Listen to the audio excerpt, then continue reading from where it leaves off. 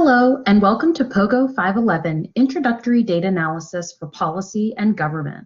This is video 3, Selecting a Program. Please take a moment to connect with the outcomes listed on this slide.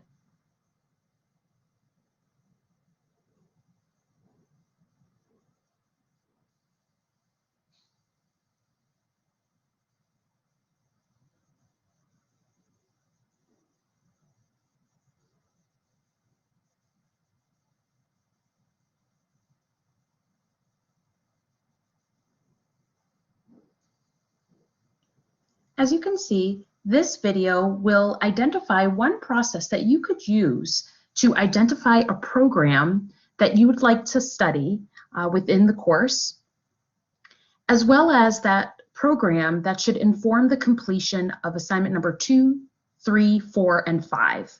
So it's really important as early on as possible in the semester to identify the program that you would like to be the focus of your assignments.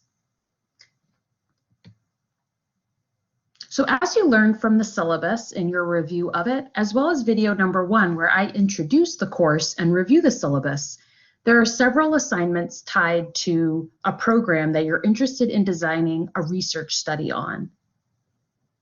As defined here on this slide, you'll see that in assignment number 2, you will describe the program as well as create a logic model identifying the program's theory of action and identify a few outcomes that you could use to measure the effectiveness of that program. In assignment number 4, you will draft a research design to investigate one or more research questions that are tied to the program. And in assignment number 5, you will present your research design proposal to the class. So the purpose of this video is to help you think through a process that you could use to identify a program that you would like to study for the entire semester. Please be very thoughtful in the program that you select, as well as identifying a program that you have access to a lot of information. That information could be found on the program's website. You may be an employee of the organization that runs the program. Whichever program you choose to ultimately focus on should be a program that you're interested in and one that you can access information fairly readily and easily to incorporate some of the information within the respective assignments listed here. You may also find that there are some research studies and program evaluations that have done similar work that we will be discovering within this course. Some of those studies may lean on qualitative techniques, while some others may lean on quantitative techniques. I highly recommend that you consider checking the websites that are listed here, which are also included in additional resources on your syllabus, and poke around. See what kind of studies may have already been conducted on your program. Also, see where you might be able to get some inspiration where other research studies have done an evaluation of the program that you're interested in to see how those researchers and evaluators approached their research design. So there are many sectors that you may want to look for a program of study here. They're listed on this slide, ranging from business and the for-profit sector to public health. You'll find that each of these sectors may be addressing different social problems. They may have created programs to address a social problem. So I invite you to think through which sector you may be interested in identifying a program that you would like to study to learn more about. What is the situation that they are trying to address? Who is the targeted population? What types of activities and other inputs are invested into this program to provide services to the targeted population? And ultimately, how will the program judge its effectiveness via short, mid, and long-term outcomes? because those outcomes will potentially provide the data that you would want to investigate to determine the extent to which the program is being successful. So think through the list here. This certainly isn't exhaustive. It's some of the sectors that previous classes and students have investigated, different programs that are in the education, public administration, public policy, and public health sectors. But certainly, if you don't see a sector listed here that is of interest to you, please certainly consult with me prior to jumping in, and let me know if you have any questions or would like to talk a little bit more about it. So as you enter this brainstorming phase, I want you to think about it through 4 different categories, if you will. So the first would be the sector. So which sector or sectors interest you? From there, which organizations are found within that sector? So if you are interested, let's go back one slide to slide number 6.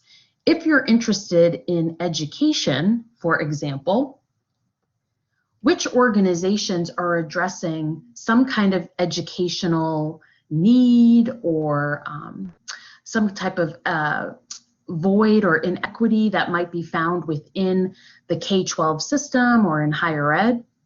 So go ahead and list some of the organizations that are found within the educational sector. After you've identified that organization, think through as many possible problems that that organization is trying to solve. So when you look at the mission and vision statement of that organization, what are they ultimately trying to impact? What types of problems are they trying to solve? And then further, look through their website even further and see what types of activities or theory of action might you be able to glean after looking at their website. What programs are they putting a lot of resources and energy into to ultimately achieve their mission and vision? So I want you to go through this step by step. Identify the sector, followed by the organization, the problems that that organization is trying to solve, and the programs that that organization is offering to help ameliorate that problem and to ultimately achieve their mission and vision.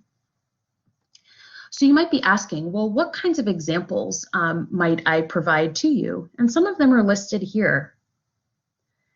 You could check out the Consumer Financial Protection Bureau. They at one time had a financial coaching initiative. You could learn more about that by visiting the website that's listed here. There's also several grants that are provided by federal agencies, the Department of Education just being one of them.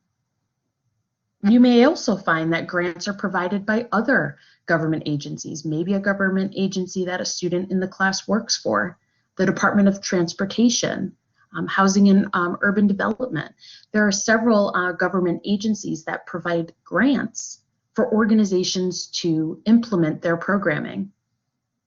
So why not check out one of their websites and review current programs that are being funded by their agency?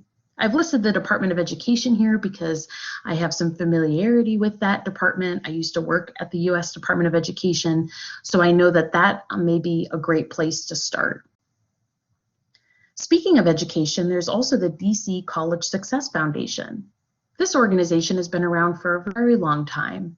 And if you wanted to just get started, you could look at their website and see the different types of programming that is in place. Identify their mission and vision as an organization, and practice going through the process identified on this slide, the brainstorming slide, with the DC College Success Foundation. What are they ultimately trying to solve? What programs does that particular organization offer?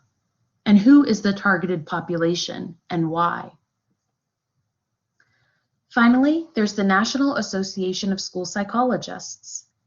A friend of mine that I received my doctorate with actually works at this organization and has served as a guest speaker several times within POGO 511. She's talked a lot about the Prepare training program. So if you're interested in looking at the mental health, and the emotional well-being of our students in a K through 12 public school sector, why not check out the National Association of School Psychologists website and look at this particular program.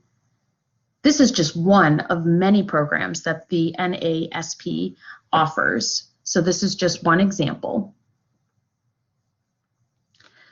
So as we conclude this video, I want you to think about some of the following questions.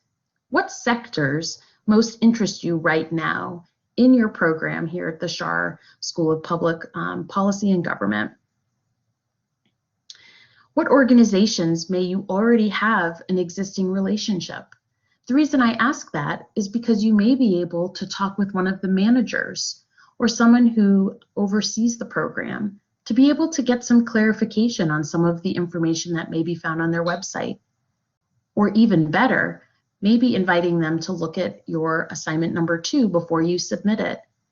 Ask them, does this description fully capture your program?